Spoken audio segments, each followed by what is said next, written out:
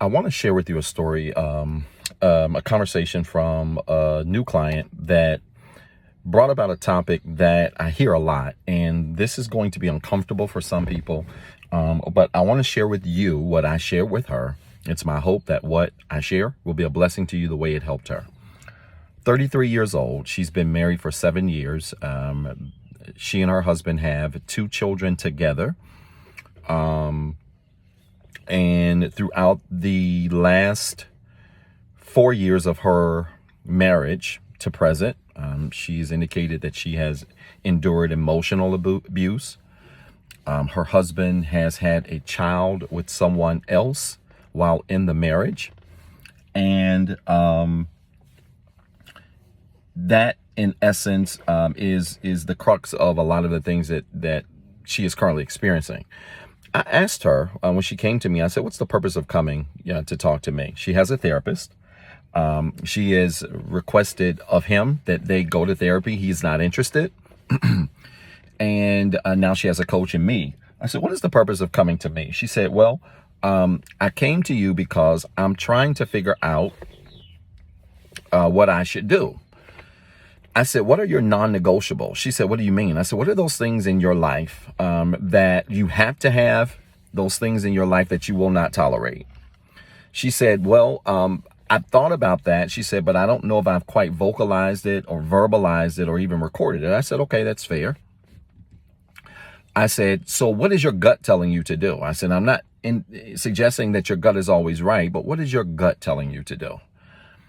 She said that my gut's telling me I don't deserve this, but my kids need to be raised in a family with their father. I said, great. I said, so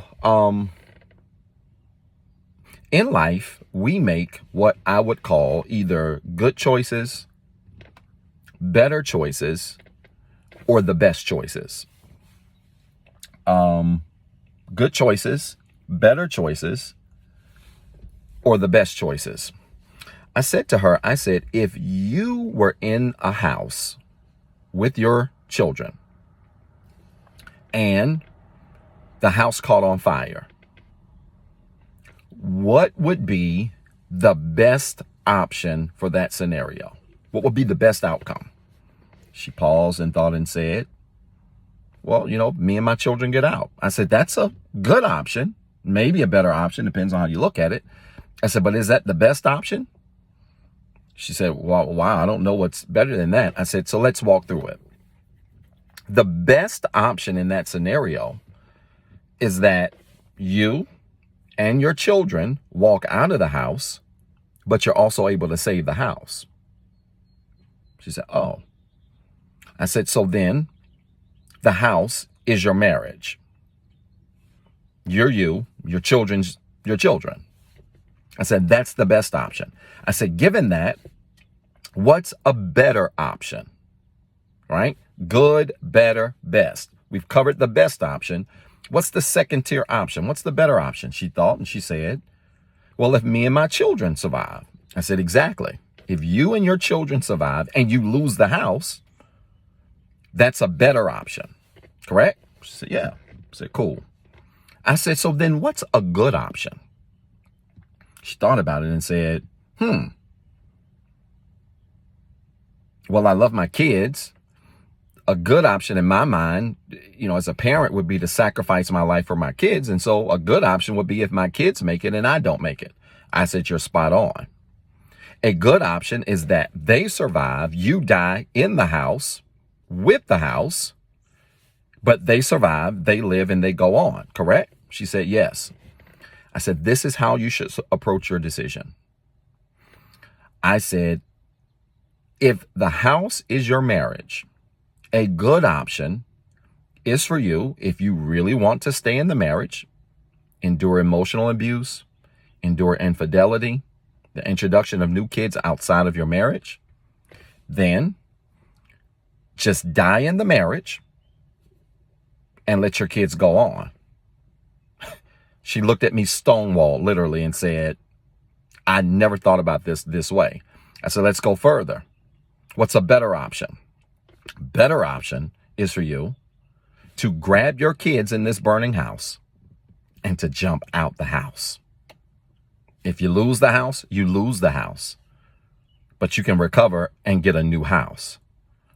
She looked at me, shook her head, and simply said, wow. I never had a client say wow as many times as she did. Wow.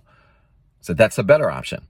I said, the best option is that you grab the kids yourself, you flee from the house, you are able to put the fire out, and you can save the house.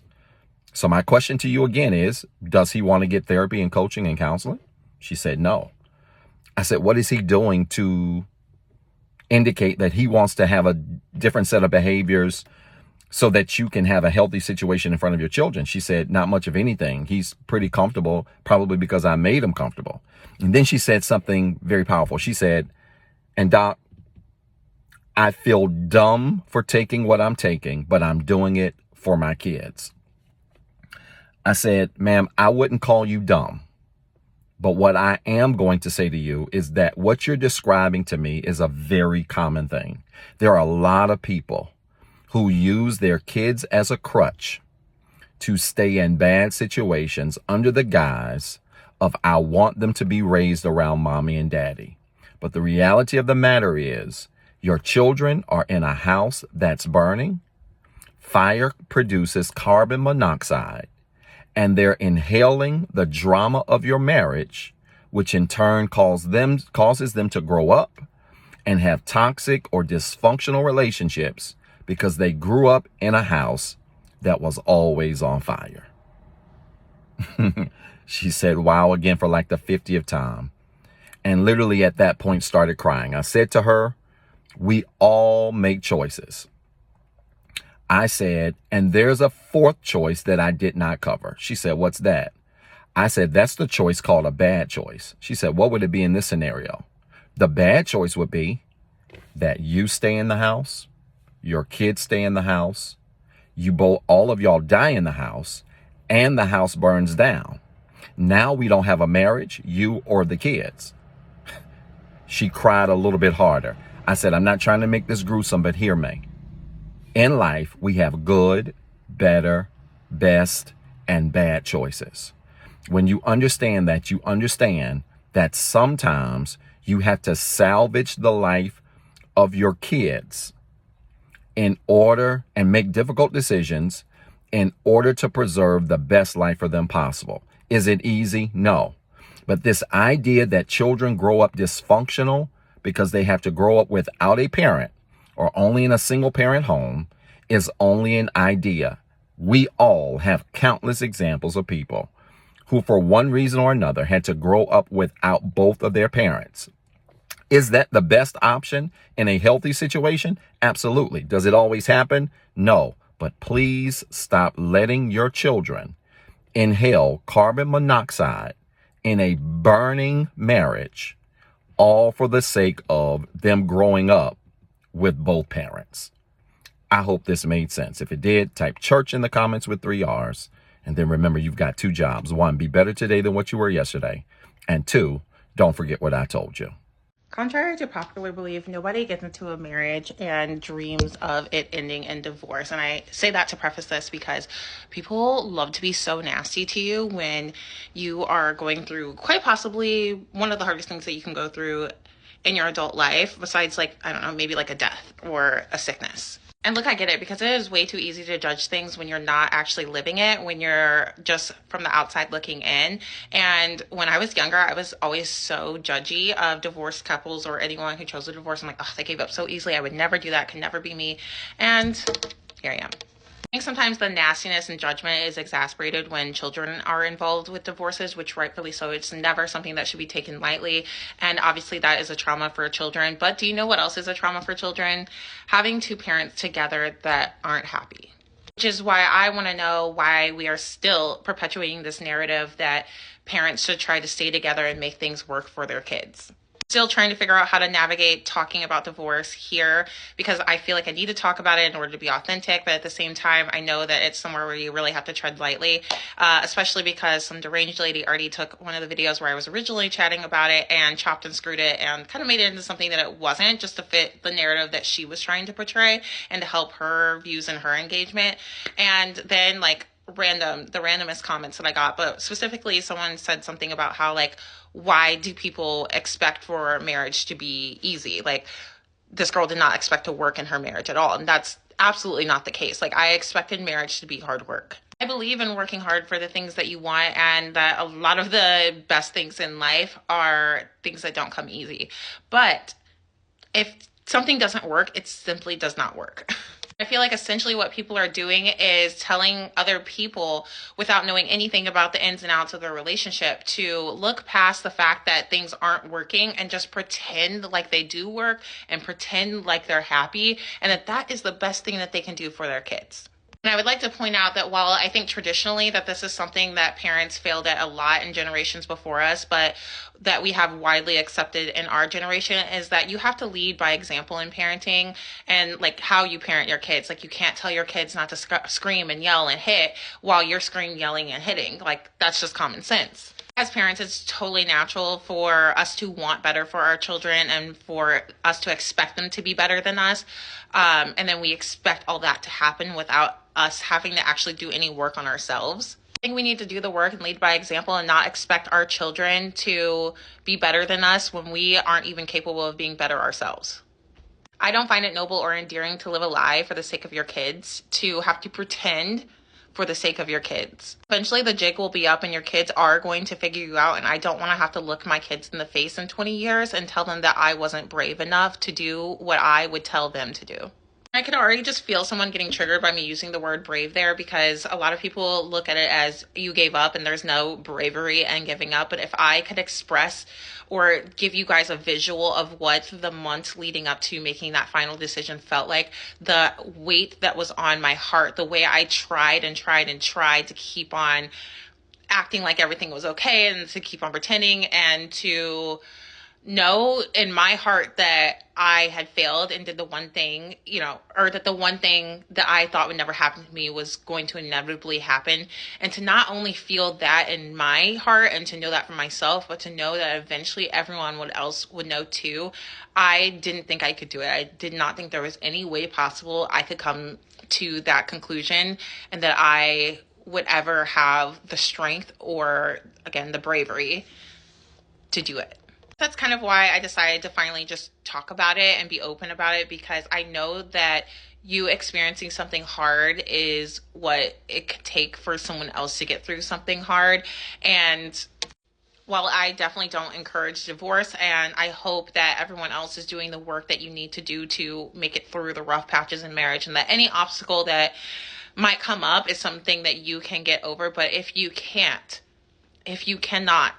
and it's just simply not working, I hope that me saying this and letting you know that I was scared too can help you feel a little less scared and know that it's going to be okay. Well, where do I start? I have so much to say regarding the topic of staying for the kids.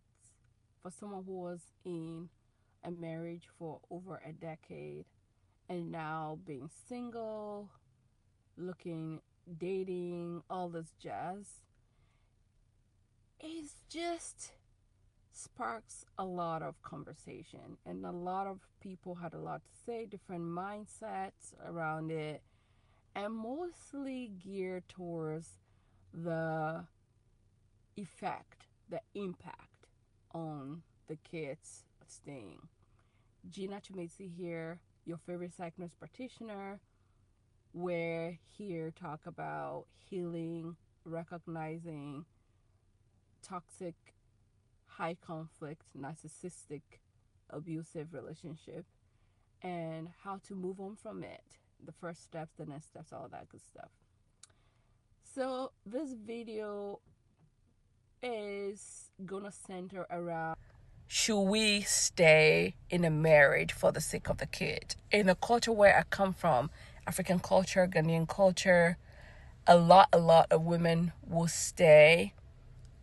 A few percentage of men, this man in the one of the clips in the exhibit, the man stayed because he said he stayed for the children to grow. But all the while, he was not happy. The woman he was married to was not his choice of partner. He had his heart set on another woman, and 20 years after his marriage ended, he went back to be with that woman who they had met back in high school.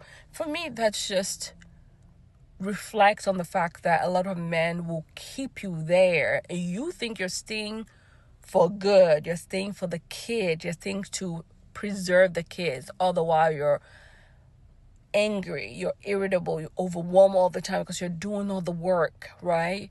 A lot of these men are secretly resentful of you. They don't like you like that. They're distant, they're cold. It might not be verbally chaotic. In some cases, it could be. It might not be physically chaotic in the relationship. In some cases, it is. Physical reason is the reason why a lot of people leave right away. But when it's emotional, when it's just cold, when it's just distance, a lot of people will just stay and be roommates.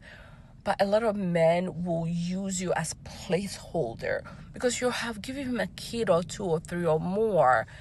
You are maybe a warm body, constant or as needed. If you're sleeping in separate quarters of the house, literally being roommates, a lot of these things start to happen, especially at the first 5 years of marriage.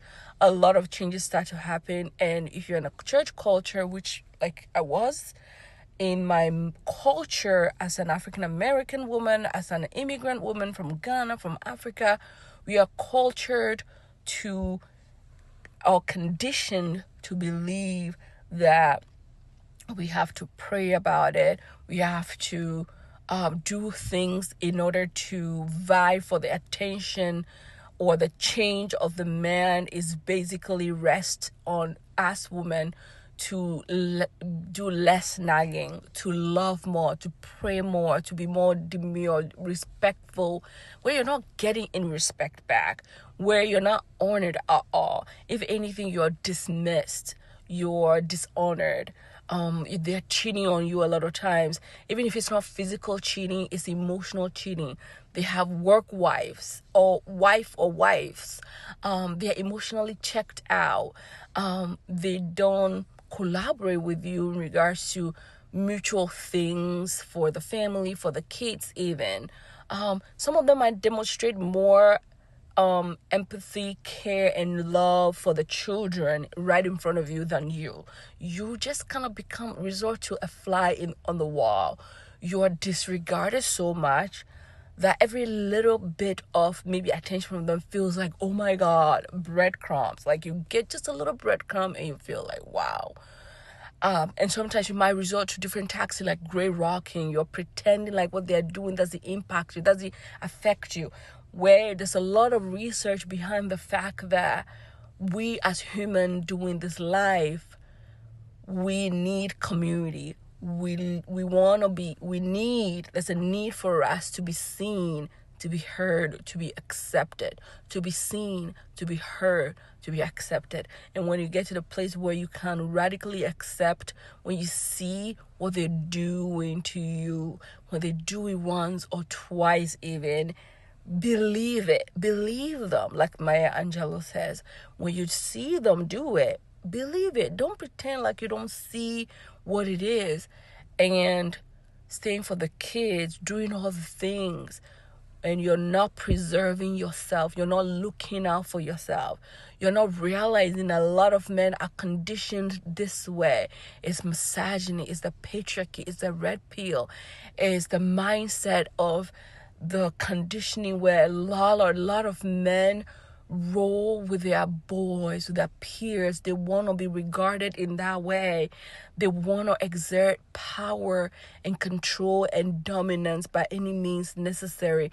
A lot of times it's about selfishness, it's about status, it's all about sex as well. So that's why a lot more men cheat in relationships than women. That's why it's so accepted in my culture, especially for men to cheat, whether openly or not. and it kind of accept, especially if that man is maybe paying a, quite an amount of bills in the home, is almost regarded like it's his kind of privilege. He should be able to cheat. Like, you don't need to complain if he's cheating. Like, a lot of women might see or know or have an inkling that their husbands might be cheating. By the way, the number of married men on these dating apps, having been on this side of the game now, is like, wow, mind-boggling. A lot of them that will pair with me. I know there's another word for it. She may be a woman that don't want to do nothing, don't want to help you, don't want to pursue nothing. All she want to do is just lay up on her ass and watch you do it, right? And vice versa. You may be dealing with a man that where he don't want to do nothing. He might verbally abuse you and all this type of stuff, bro. Don't be in a relationship that's detrimental to you and the child. And you might not think it's detrimental to you, because people that's in this shit, they are thinking about the wrong thing. Man, I just want the family nucleus because we have children together. But what you not understanding is your kid is watching you. Your kid is watching what you accept. You know what I'm saying? They watching what you put up with, all these type of things. So what you think they gonna do or be when they come of age to start dating and having them a woman? You should never stay in a marriage or a relationship because of your kids. You know, I had a friend come to me and was expressing some of the marriage issues that he's been having for a very long time. He's been unhappy for years, and he's gotten to a point where he knows that it's no longer the marriage or relationship for him. But he told me that he's just going to suck it up for the kids. You know, I will never tell anybody to leave a relationship, a marriage, or break up a family. That's not my place. But what I will tell you is that raising children, you are teaching them how to live life. You are showing them what to do, what not to do. And yeah, you're also showing them what love looks like. Every time you come home and you don't embrace your wife, they notice.